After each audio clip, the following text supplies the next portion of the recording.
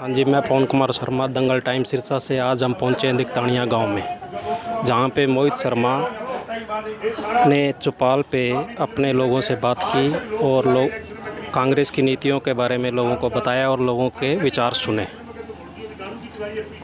मोहित शर्मा जिंदाबाद। मोहित शर्मा।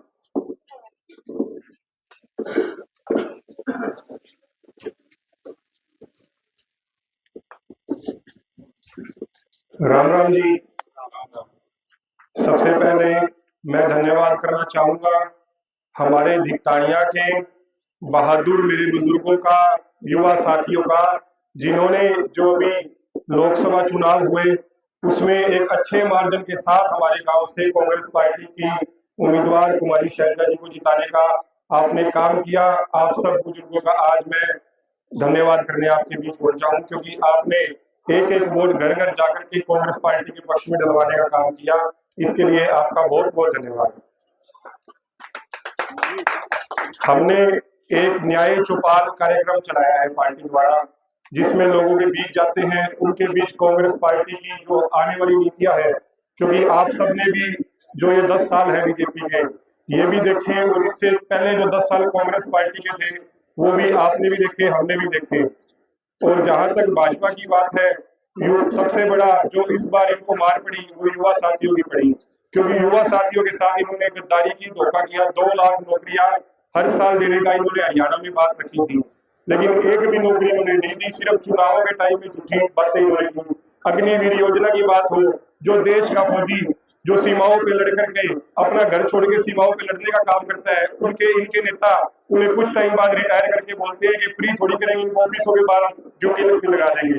तो कोई चौकीदार की नौकरी करने के लिए चौकीदार के लिए नहीं जाता जो देश का फौजी होता है। इस प्रकार से चाहे आप नशे की बात लो, चाहे आप रोजगार की बात लो, चाहे आप विकास की बात लो, शहर के हालात आज ऐसे हो चुके हैं, गांव की बात हो चाहे शहर की बात हो, आधा घंटा अगर बारिश होती है तो ऐसे बन जाते हैं जैसे शहर में कितना ही भूचाल आ गया हो, बाढ़ आ गई हो। और एक जगह जो हमारे सिरसा का विधायक है वो इस प्रकार की बातें करता था कि मैं लंदन बढ़ा दूंगा, पेरिस बढ़ा दूंगा, सड़कों को तो ऐसा कर दूंगा। तो सिर्फ झूठी बातें हैं।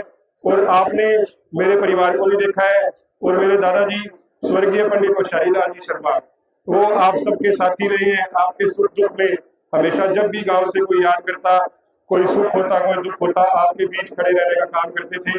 और उनके जाने के बाद एक धक्का बड़ा जबरदस्त हमें भी लगा और आपको भी लगा, क्योंकि आपके भी साथी थे।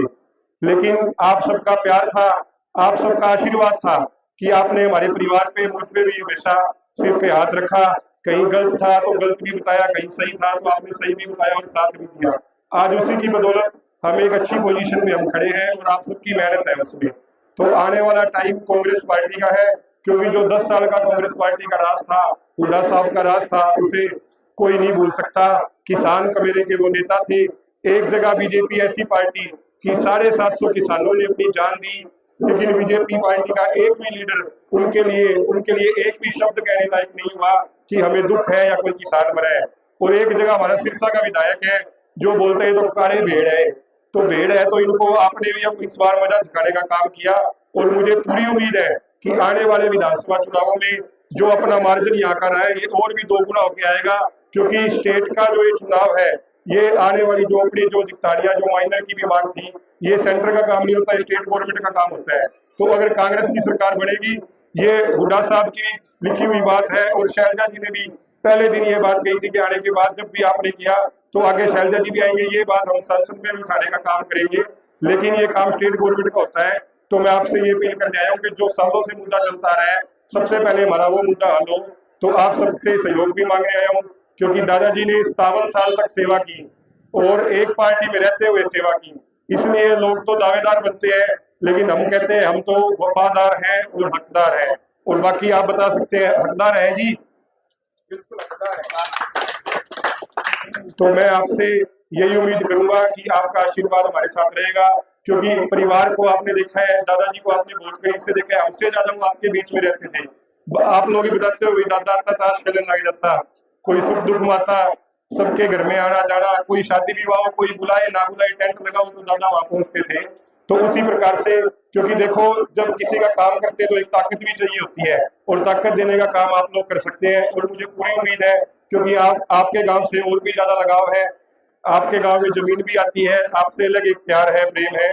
तो मैं ये उम्मीद करता हूँ कि आपका आशीर्वाद हमारे साथ बना रहेगा, और आने वाले विधानसभा चुनाव में आपका आशीर्वाद मेरे सिर पे हमेशा बना रहेगा। और मैं भी आपको ये विश्वास दिलाता हूँ कि जिस प्रकार से मेरे दादाजी हमेशा आपके बीच में सुख दुख में आते थे, मैं उनकी ही तरह आपके बीच हमेशा रहने का काम करूंगा। आपका बहुत बहुत धन्यवाद।